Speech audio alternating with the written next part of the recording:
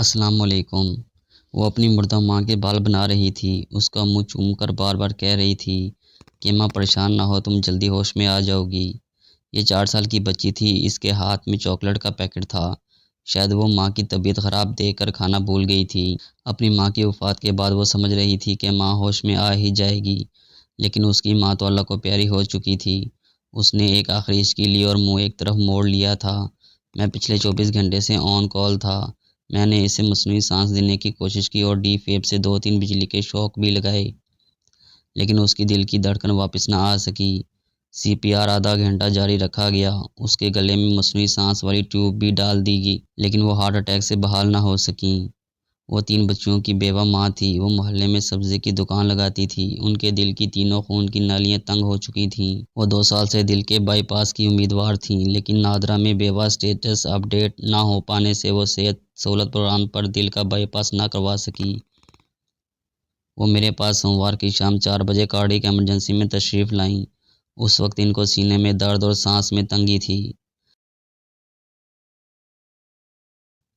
Emergency میں bed خالی نہیں تھا۔ میں نے 2 مریض سی سی یو میں شفٹ کروائے اور ان کو ایمرجنسی میں بیڈ پر شفٹ کروا کر علاج شروع کیا۔ اس کی تینوں بیٹیاں ساتھ تھیں۔ وہ ماں کا اسٹریچر گھسیٹ کر ایمرجنسی میں لائیں۔ ان کے ساتھ کوئی مرد موجود نہیں تھا، کوئی رشتہ دار، کوئی بہن بھائی اس کے ساتھ نہیں تھا۔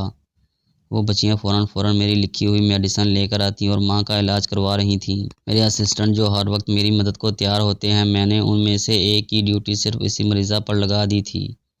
اسے ہارٹ اٹیک سے واپس لانے کی کوشش کامیاب رہی۔ اس کو اسٹریپٹوکائنیز کا انجیکشن لگایا گیا جو کامیابی سے لگا اور مریضہ کی طبیعت کافی بہتر ہو گئی اور وہ اسٹیبل اور مطمئن تھی۔ اس کی 3 بیٹیاں ساتھ تھیں۔ چھوٹی بیٹی اس کے ساتھ ہی لیٹ گئی۔ رات 12 بجے کے بعد جب کارڈیک ایمرجنسی میں رش کم ہوا تو دوسری بچیاں بھی ساتھ والے بیڈ پر لیٹ کر وہیں سو گئیں۔ میں نے ان کو باہر بھیجنا مناسب نہیں سمجھا۔ وہ یقیناً بھاگ دوڑ کر کے بہت تھک چکی تھیں۔ اگلے 24 گھنٹے بہت اہم تھے۔ ان میں دوبارہ اٹیک آنے کا چانس ہوتے ہیں۔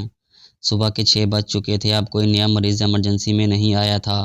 میں بھی اپنے آفس میں آرام سے بیٹھا تھا کہ اچانک دھڑام سے کوئی چیز گرنے کی آواز آئی۔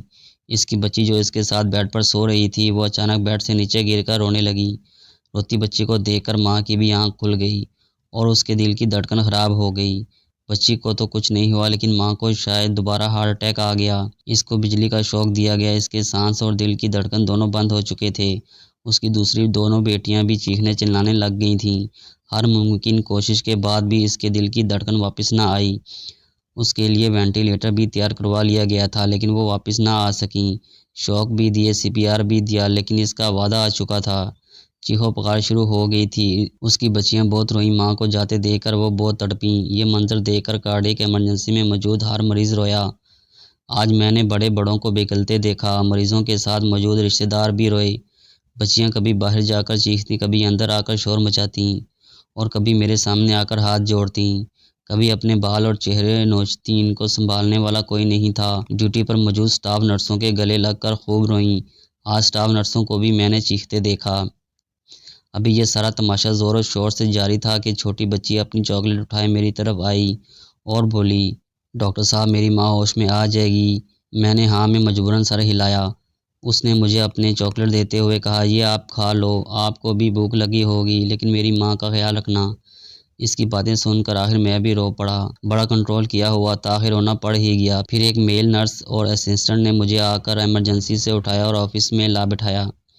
صبح کے 8 بج چکے تھے۔ آج منگل تھا۔ اگلی شفٹ والی ڈاکٹر صاحبہ آ چکی تھیں۔ میں نے ان کو اوور دیا اور گھر کی طرف نکل آیا۔ گھر پہنچ کر بھی یہ واقعہ میرے دماغ میں گردش کرتا رہا۔ اللہ اس عورت کی مغفرت فرمائے، آمین۔ ویڈیو اچھی لگے تو چینل کو سبسکرائب ضرور کر دیں۔ شکریہ۔